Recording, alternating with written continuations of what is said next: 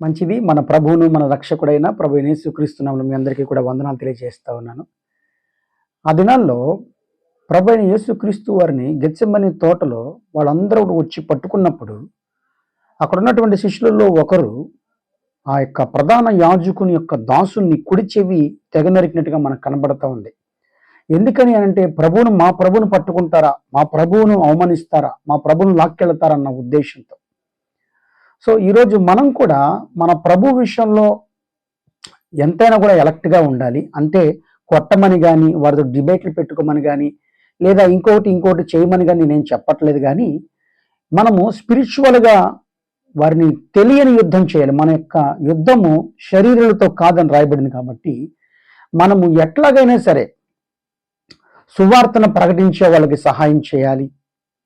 అలాగే ఎట్లాగైనా సరే మనము దేవుని యొక్క చిత్తమును గ్రహించి పాపము చేయకుండా జాగ్రత్త పడాలి.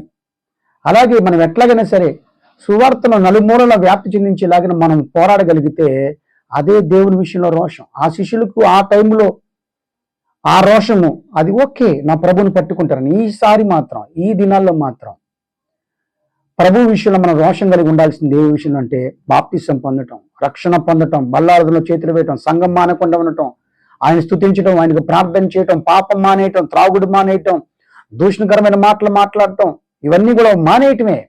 ఏలయనగా దేవుని విషయంలో రోషం కలిగి ఉండాలి. మా ప్రభు శిలువ మరణం వ్యర్థం కాకుండానట్లు మీ జీవితాన్ని కట్టుకొని రోషంగా నిలబడాలి. ఈరోజు కావాల్సినటువంటి స్పిరిచువల్గా మీ డివోషనల్ ఉండాలి. దేవుని బిడ్డలారా, ప్రభువును చాలా మంది అవమానిస్తున్నప్పటికీ కూడా మీరు నిలబడి చూపించాలి. మీరు మారు మనసు పొంది చూపించాలి. దేవుని కొరకు బ్రతికి చూపించాలి. ఈరోజు డిబైట్లు, కొట్టుకోవడం ఇవన్నీ అనవసరం. మనం ప్రభు అయిన యేసుక్రీస్తు వైపు అనేకుల్ని ఎంతమందిని తిప్పాం. అగ్నిలో నుండి లాగినట్టుగా లాగాలి. ఎట్లాగైనా సరే రోషం కలిగి పనిచేయాలి.